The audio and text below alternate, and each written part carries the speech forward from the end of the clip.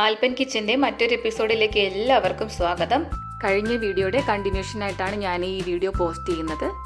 കഴിഞ്ഞ വീഡിയോയിൽ നിങ്ങൾ കണ്ടതുപോലെ പാലപ്പത്തിൻ്റെ പൊടിയും തേങ്ങാവെള്ളത്തിൽ പഞ്ചസാരയൊക്കെ ഇട്ട് നമ്മൾ തയ്യാറാക്കിയ പാലപ്പത്തിൻ്റെ മാവ് അധികമുണ്ടായിരുന്നത് വെച്ചിട്ട് നമുക്ക് നല്ലൊരു വട്ടയപ്പം തയ്യാറാക്കി എടുക്കാം. അതേ സെയിം മാവിൽ കൂടെ 1-2 ഇൻഗ്രീഡിയൻസ് കൂടുതൽ ആഡ് ചെയ്തെടുക്കുമ്പോഴത്തേക്ക് നമുക്ക് നല്ല സോഫ്റ്റ് ആയിട്ടുള്ള വട്ടയപ്പം വീട്ടിൽ തയ്യാറാക്കി എടുക്കാം. ഇത് ഞാൻ നേരത്തെ തയ്യാറാക്കിയ പാലപ്പത്തിൻ്റെ മാവിൻ്റെ ബാക്കിയാണ്. പാലപ്പം തയ്യാറാക്കാനായിട്ട് നമ്മൾ മാവ് കുഴച്ചപ്പോൾ ഞാൻ 2 സ്പൂൺ പഞ്ചസാര ഓൾറെഡി അതിൽ ഇട്ടിട്ടുണ്ടായിരുന്നു. ഇതിലേക്ക് 3 ടേബിൾ സ്പൂൺ പഞ്ചസാര കൂടെ ചേർത്ത് കൊടുക്കുന്നുണ്ട്. പിന്നെ ഒരു 3-4 ഏലക്ക പൊടിച്ചത്, കുറച്ച് ഉണക്കമുന്തിരി, കുറച്ച് കശുവണ്ടി, ഇതെല്ലാം കൂടിയിട്ട് ഒന്ന് മിക്സ് ചെയ്തെടുക്കാം.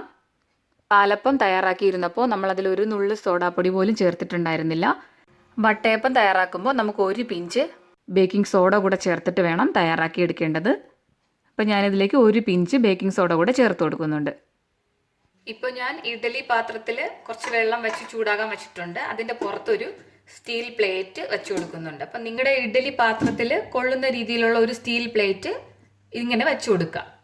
വെച്ച് കൊടുത്തതിന് ശേഷം വെള്ളം നല്ലോണം നമ്മൾ സാധാരണ ഇഡ്ഡലിയൊക്കെ ഉണ്ടാക്കുന്ന പോലെ തിളച്ച് കഴിഞ്ഞ് ചൂടായി കഴിയുമ്പോൾ ഇതിലേക്ക് കുറച്ച് നെയ്യ് ചേർത്ത് കൊടുക്കുക. ഇതിലിപ്പോൾ ഞാൻ കുറച്ച് ബട്ടറാണ് ഇട്ട് കൊടുത്തിരിക്കുന്നത്. അപ്പം നമുക്കിതിൽ നെയ്യ് ചേർത്ത് കൊടുക്കാം കേട്ടോ. പക്ഷേ ഇത് ഒത്തിരി കുറഞ്ഞു പോകണ്ട, മാവ് അനുസരിച്ചിട്ടുള്ള കുറച്ച് നെയ്യ് ഉണ്ടാകുന്നതാണ് നല്ലത്. നെയ്യ് ഒന്ന് ഉരുകി കഴിയുമ്പോഴത്തേക്ക് നമുക്കിതിലേക്ക് മാവ് ഒഴിച്ചു കൊടുക്കാം.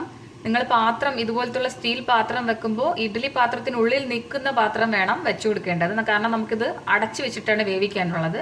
അപ്പോൾ അടയ്ക്കാൻ പറ്റുന്ന ടൈപ്പിനുള്ള പാത്രം വേണം വെച്ചു കൊടുക്കാൻ. ഇപ്പോൾ ബട്ടർ ഒന്ന് ഉരുകി കഴിഞ്ഞു. ഇനി ഞാനിതിലേക്ക് മാവ് ഒഴിച്ചു കൊടുക്കാൻ പോവാണ്. മാവ് ഒഴിച്ചു കൊടുത്ത ശേഷം നമ്മൾ അടച്ചു വെച്ചിട്ട് വേണം വേവിച്ചെടുക്കാൻ.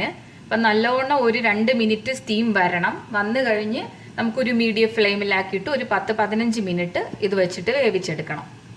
വട്ടയപ്പം ഇവിടെ റെഡി ആയിട്ടുണ്ട്. ഇനി നമുക്കിത് ഇഡ്ഡലി പാത്രത്തിൽ നിന്നും തണുക്കാനായിട്ട് മാറ്റി വെക്കാം. നമ്മൾ ഇഡ്ഡലി തട്ടൊക്കെ എടുക്കുന്ന പോലെ തന്നെ എടുക്കുക, സൂക്ഷിക്കണം, നല്ല ചൂടുണ്ട്. ഞാനിപ്പോൾ ഇതൊന്ന് വെളിയിലെടുത്ത് വച്ചിട്ടുണ്ട്. ഇതൊന്ന് തണുത്തതിന് ശേഷം കട്ട് ചെയ്യാം. ഇതിപ്പോൾ ഇവിടെ ഒന്ന് തണുത്തിട്ടുണ്ട്. ഇനി നമുക്കിതൊന്ന് കട്ട് ചെയ്തെടുക്കാം.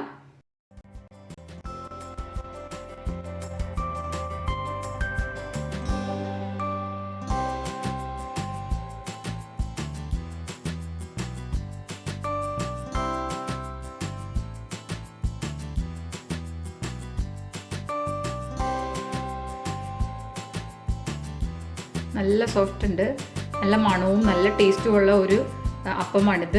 അപ്പോൾ ഇത് നമുക്ക് സിമ്പിളായിട്ട് ഉണ്ടാക്കിയെടുക്കാൻ പറ്റുന്ന അപ്പത്തിൻ്റെ മാവ് ബാക്കി വരുമ്പോൾ നമുക്ക് പെട്ടെന്ന് ചെയ്തെടുക്കാൻ പറ്റുന്ന ഒരു വിഭവമാണ്. അപ്പോൾ ഇത് എല്ലാവർക്കും ഇഷ്ടമായെന്നുണ്ടെങ്കിൽ നിങ്ങൾ മറ്റുള്ളവർക്ക് കൂടെ ഒന്ന് ഷെയർ ചെയ്ത് കൊടുക്കുക. അപ്പോൾ എൻ്റെ ചാനൽ ഇതുവരെ സബ്സ്ക്രൈബ് ചെയ്തിട്ടില്ലാത്തവർ അത് സബ്സ്ക്രൈബ് ചെയ്യാനും മറന്നു പോകരുത്. ലൈക്ക് ചെയ്യുക, ഇഷ്ടമായെങ്കിൽ കമൻറ്റിലൂടെ എഴുതി അറിയിക്കുകയും വേണം. ഇനി അടുത്ത വീഡിയോയിൽ മറ്റൊരു റെസിപ്പിയുമായി വീണ്ടും കണ്ടുമുട്ടാം.